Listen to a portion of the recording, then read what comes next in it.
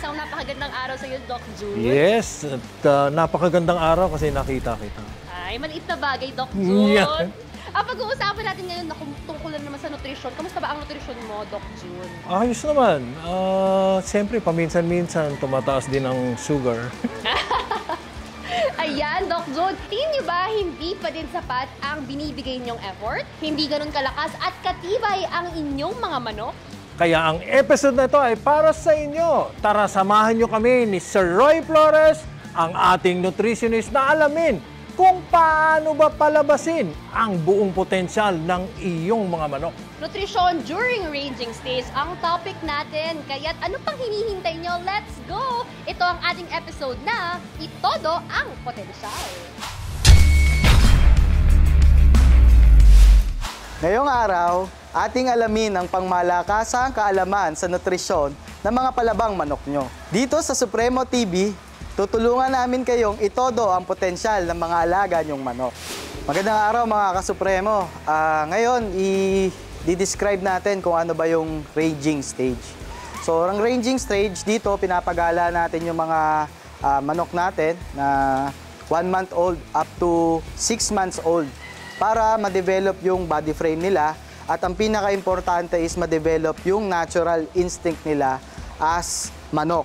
Or dito, natututunan nila yung, unti-unti nilang natututunan yung paano lumaban at paano mabuo yung body frame nila during sa actual na mature stage nila.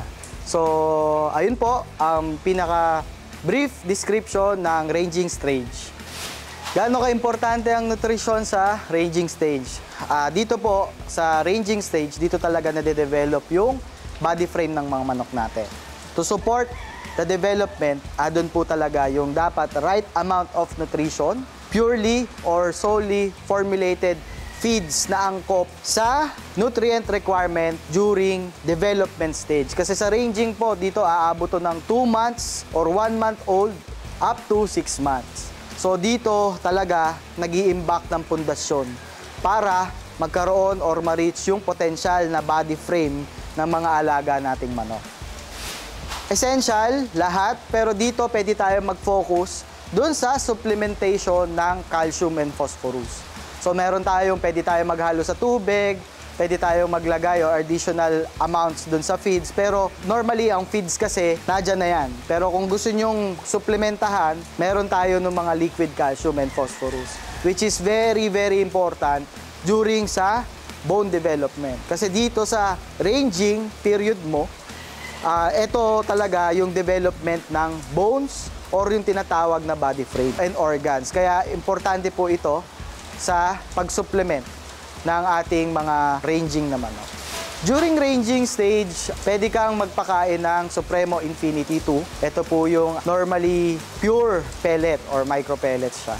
So dito, binibigyan natin ng suporta dahil ito po yung period of rabbit growth. Then after 1 month to 4 months, pagdating mo ng 4 months, pwede ka nang mag-shift sa Supremo Infinity 2.1. Ito naman po ay may kahalong grains. So para sa yung grains, dito po sa 4 months to 6 months, dito naman po natin, dinidesign natin yung pag-develop ng gizzard niya. Kaya po yan may grains. Dahil yung gizzard po is primary function, primary organ sa digestive system ng mga manok. So yung gizzard yung tagagiling, so muscle siya, kung wala siyang gigilingin, hindi siya lalaki. So hindi siya magmamature. So para pagdating dun sa mature stage niya, malaki yung gizzard mo, mas mataas yung chance ng digestive capacity ng mga alaga mo. So wala kang magiging problema in terms sa digestion sa pag-mature ng mga manok. Dapat gawin, so dito talaga, dahil naka-range sila, dapat laging malinis yung pakainan mo.